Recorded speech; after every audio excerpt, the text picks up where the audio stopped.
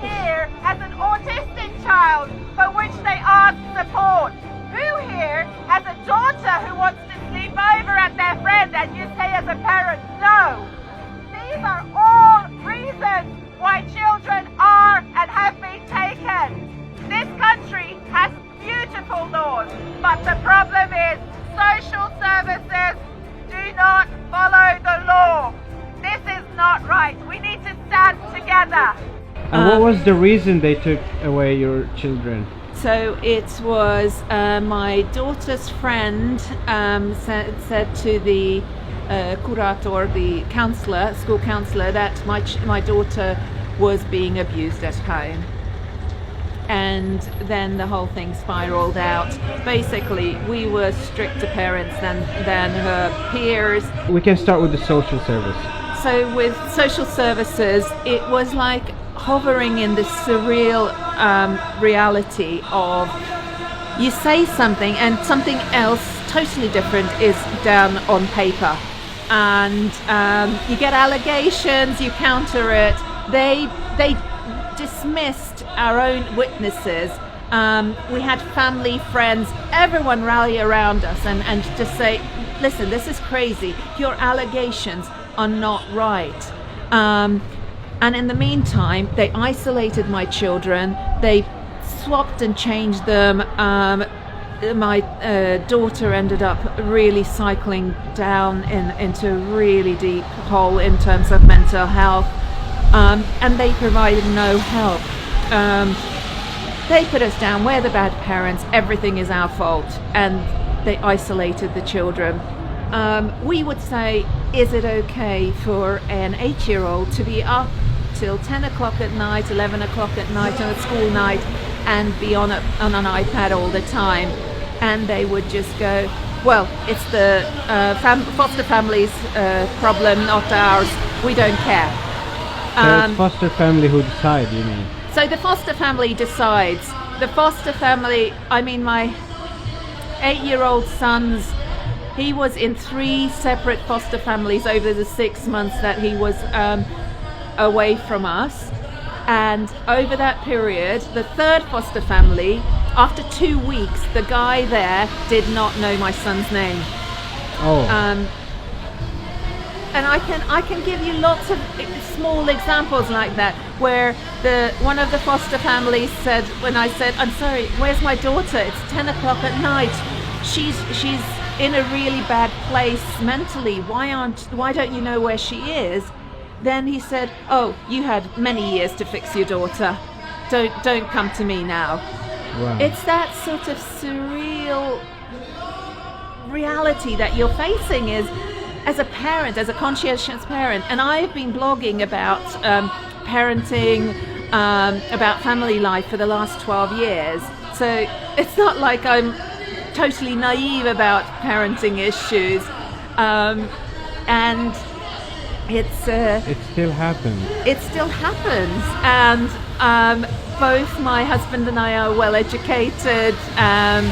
Where neither of us are Swedish and we don't have Swedish citizenship, which actually helped us, although they tried to refuse. So I reached out to the Hungarian embassy because I hold a Hungarian passport. My husband reached out to the Dutch embassy because he holds a Dutch passport. And the Dutch just said it's an internal issue, we're not dealing with it. The Hungarians actually were able to come along to meetings and make sure things were going along as they should. And because the Hungarian consul did attend some meetings, they actually accused him of tampering with the investigation.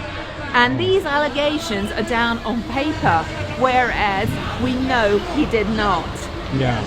So would you recommend for these people here to get their embassies involved in their cases? I would absolutely recommend for each embassy to be notified for people, so that there is a record. The embassies don't have too much of a possibility for what they can do, but they should all get in touch with their embassies so that there is a note of what is happening and with who.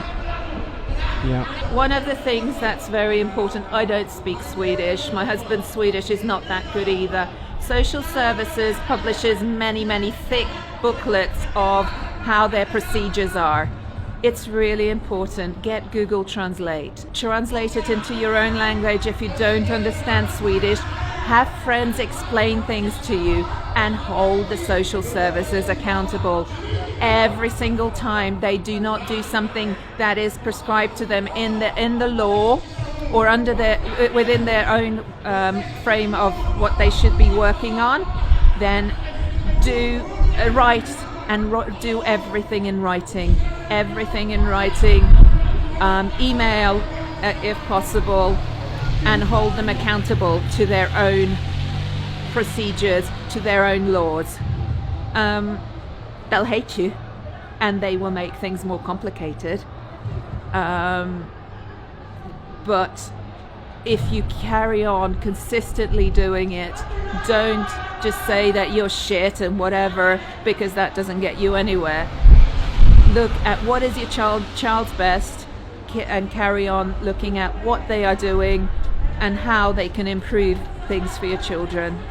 So one of my tips is never go to social services to meet your social secretaries on your own. Always take friends. If possible, take people who are in a position of social responsibility. So for instance, one of our friends is a union representative, another friend is a professor.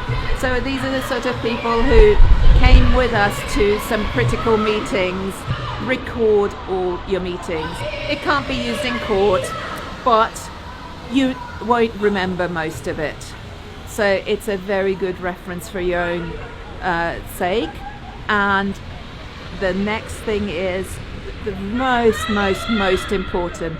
The social secretaries will try to get you to be angry. Never rise to it.